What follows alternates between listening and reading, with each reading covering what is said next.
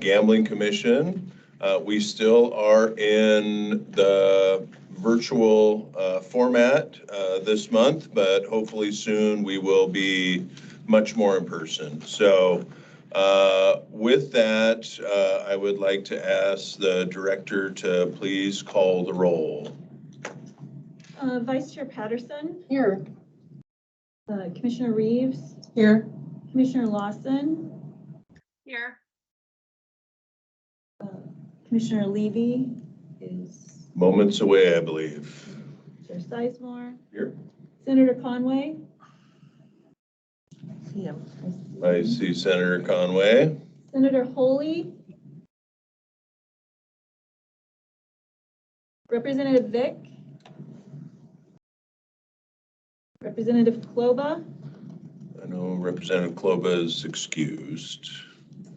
Okay, so you have you have 5. 5 total, okay. So with that, we do have a quorum, so we will convene. And for our first kind of order of business, I'd like to ask for a moment of silence for any law enforcement officers that we've lost since the last time we've met. And there have been 2 very recent, very close to home instances where law enforcement officers have made the ultimate sacrifice. So if we could take just a moment of silence, please.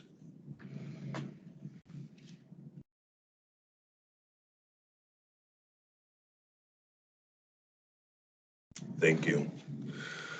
With that, we have a very short agenda for our public meeting today, and I guess just for a little bit of housekeeping, I would like to make sure that everyone is aware that this meeting is being recorded and is also being streamed by TVW. So with that, our agenda today will include compact amendment hearing for Nisqually Indian Tribe, and then we will go into executive session, and then at the end of the day, or end of our executive session today, we'll come back into open session just for the purpose of adjourning for the day, and then we'll begin again tomorrow with both a public and executive session as well. So that's where we are. So we will go to tab 1 of our agenda, which is compact amendment hearing for Nisqually Indian Tribe. And we're very fortunate to have the Honorable William Frank III, the chairman of the Esquali tribe, as well as our director, Tina Griffin, and Julie Lease, our tribal liaison. So I'll leave it to Tina, I believe. You start us off. Yes, thank you. So we'll go ahead and start with the first slide, please. Oh, next slide, please. We have the 5 commissioners who will be voting on the compact today, along with, next slide, please. 4 ex officios can also vote on the compact today. Next slide, please.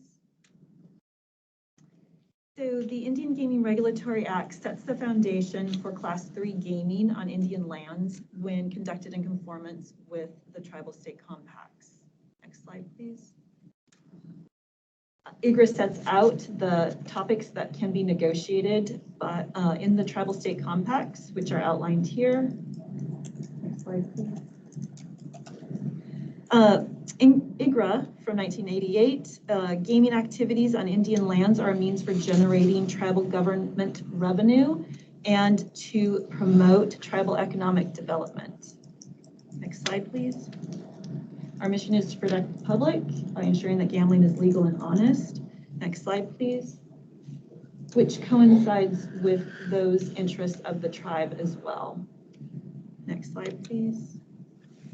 So the process for gaming compacts, it's negotiated by the director, of course, obviously with input and direction from the state policymakers. We have had a legislative hearing on this compact amendment. Both the House and the Senate were heard on March 2nd, and so today it's before you for public hearing. to determine if the amended compact should be forwarded to the governor or returned to the director for further negotiation. And now, Nisqually Chair William Frank III will share how these changes in the compact amendment will benefit the tribe. All right. Welcome, Chairman. Yeah, good morning, everybody. Glad to be here today. Glad to see some little bit of sunshine out here rather than the cold weather we've been having for the springtime. So my name is Willie Frank III. I'm chairman of the Nisqually Indian Tribe. My Indian name is Qualashgit, and I'm ready to get going here on these slides. Excited to present again to the commission today. So next slide. So brief overview, history of the Nisqually tribe. The Nisqually Indian tribe has lived in the Puget Sound watershed since time immemorial. Our original homeland had about 2 million acres that stretched from Mount Rainier along the watershed to the Puget Sound. We've always been fishing people. Salmon not only service us as the mainstay of our diet, but also as the foundation of our culture. Next.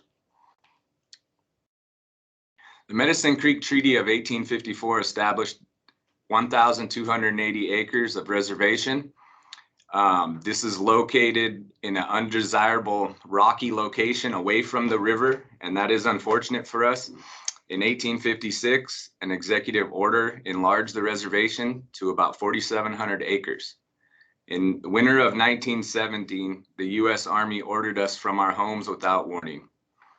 Pierce County then condemned 3,300 acres of the reservation and transferred it to the Army to expand Fort Lewis. Next. Today, 3,300 acres of Nisqually Reservation lands remain part of Fort Lewis and are shown in the orange to the east of the river. The remaining 1,700 acres, which lies west of the river, is in a combination of tribal ownership, individual Indian ownership, and non-Indian ownership. Next. History of the Nisqually gaming. And I'm very honored for this slide to talk about our history here. And our Nisqually Bingo Hall opened in 1992. And to think that wasn't too long ago, to see the growth out here at Nisqually is huge. Very excited to see that. It set the stage for the opening of the Redwing Casino in 1997. Next. Since 1997, the casino has expanded 3 times, including a 2015 expansion, which added a new 2-story, 40,000 square foot wing.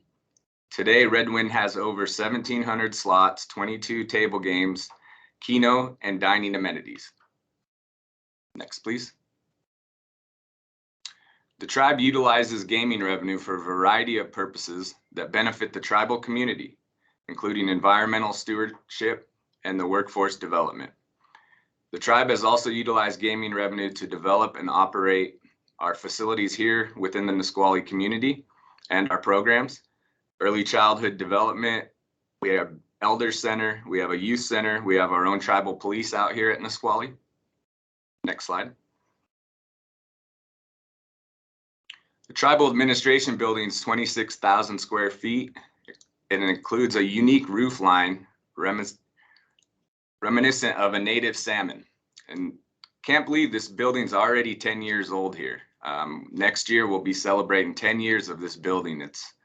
Time goes by fast. Next slide.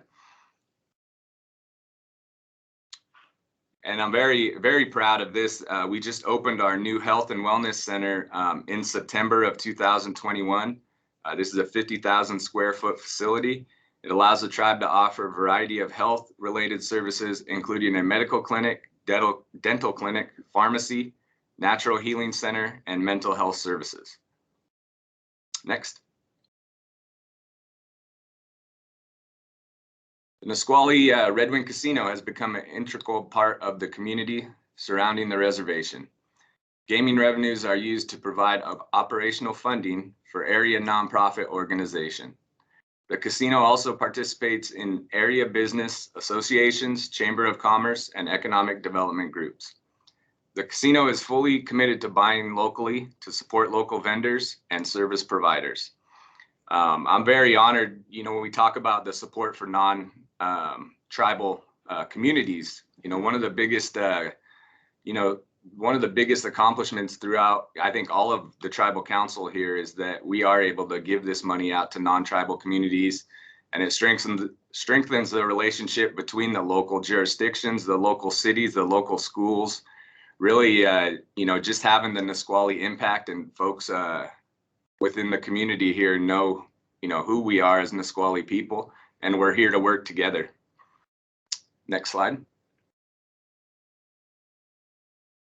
Here's our charitables from 2020, and we do this every year, that we give out a certain amount of proceeds and we donate it to nonprofits. Next.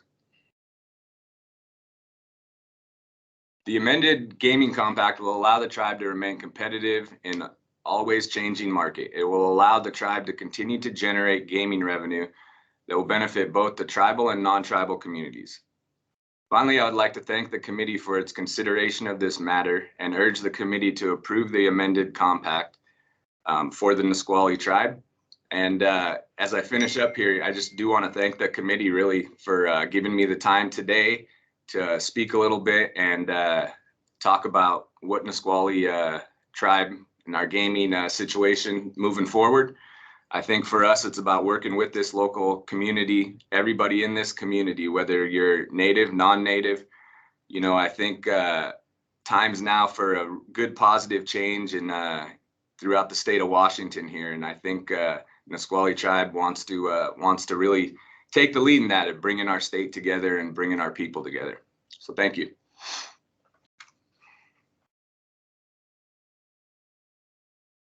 Is there any? I think that's it for me. I think on the slides.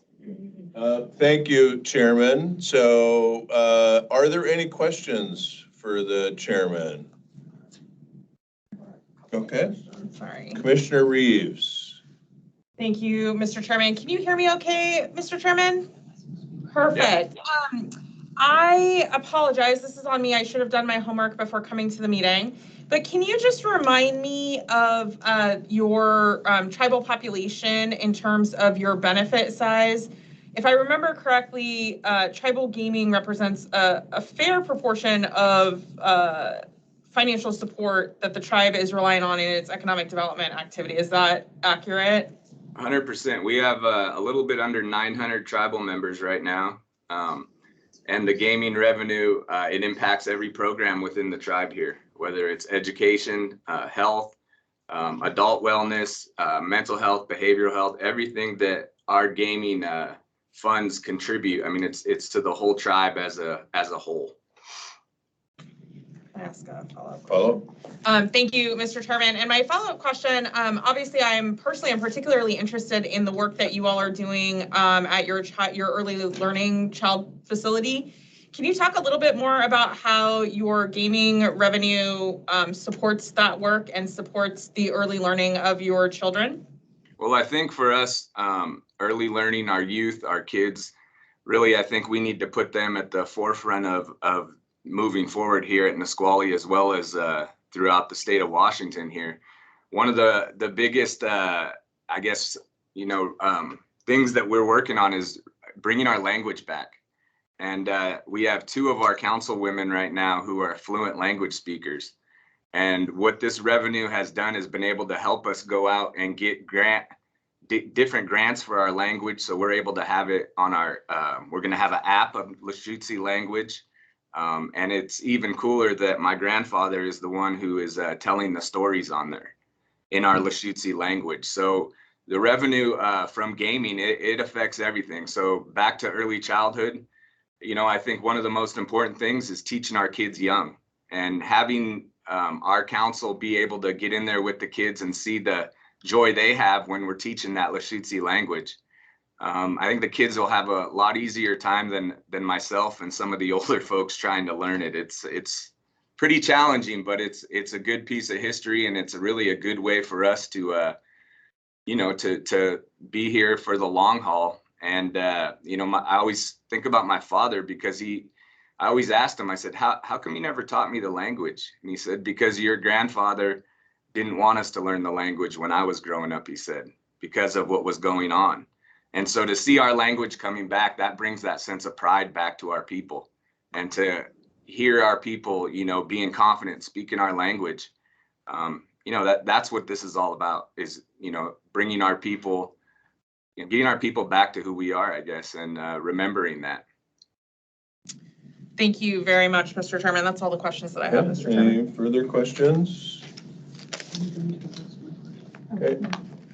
And I guess I have just one for you, Chairman. I'm hoping that you share my opinion that the state of Washington and the Esquali tribe have a very good and a cooperative relationship.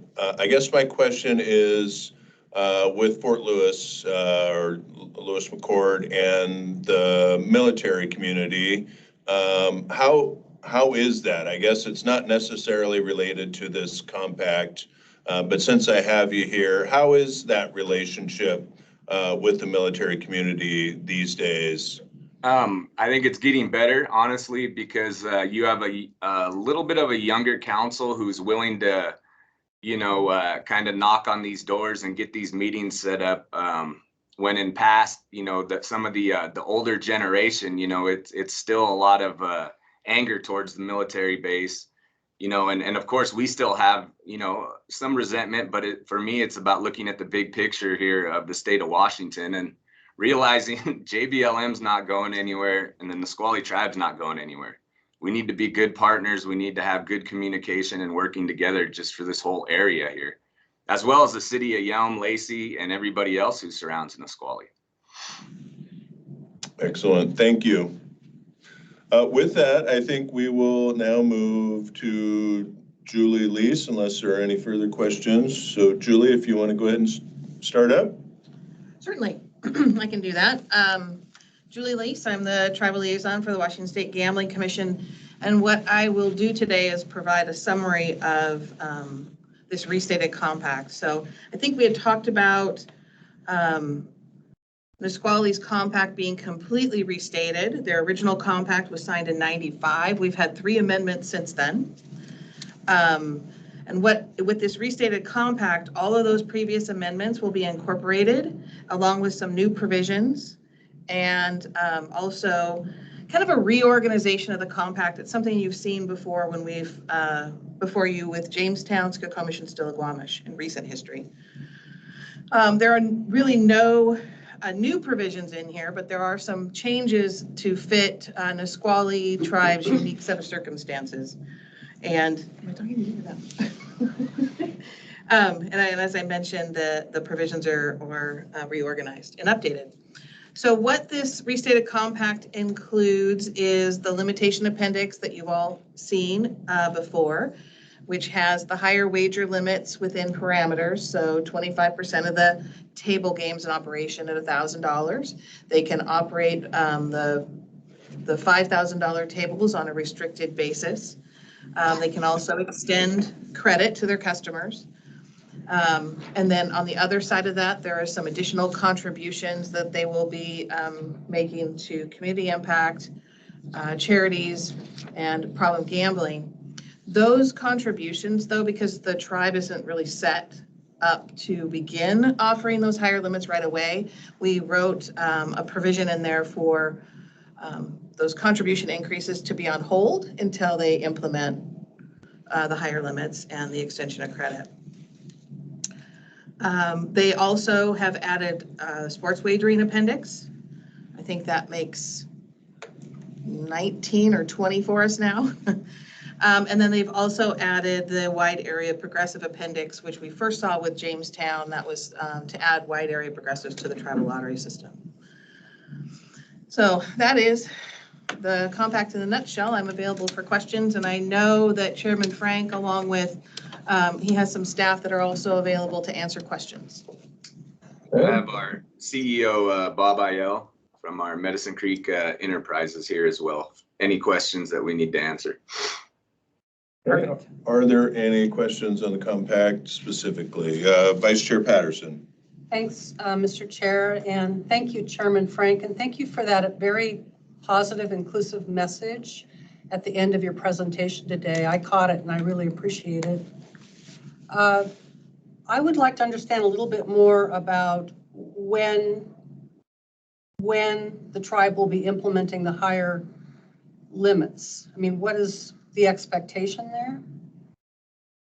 Do they have a plan? Yeah, is there a plan in place, or do you have a general sense of when that will happen? So we already have a high limit room, and so I think we're ready to go once if this is approved. Okay, and so then the additional contributions to the community and to problem gambling will occur at exactly the same time that you open those doors. Is that correct? Of course, yes, definitely. Okay, and what were the contribution increases? So for, if I may, Chair. Yes, Okay. please. I just start talking. The problem gambling contribution was increased from 0.13, which is currently into the compact, it's up to 0.2%. You said up to or two? 2.2, Okay. sorry, percent. The table game revenue is added to the 1/2 of charity contributions. And then we adjusted the table games community impact and the machine community impact. So it was easier to calculate for staff.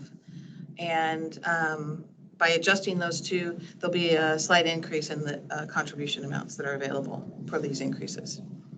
And this is in keeping with what other tribes are starting to do as well, is that right? Absolutely, Vice Chair. Yes. Thanks, Mr. Chair. Okay.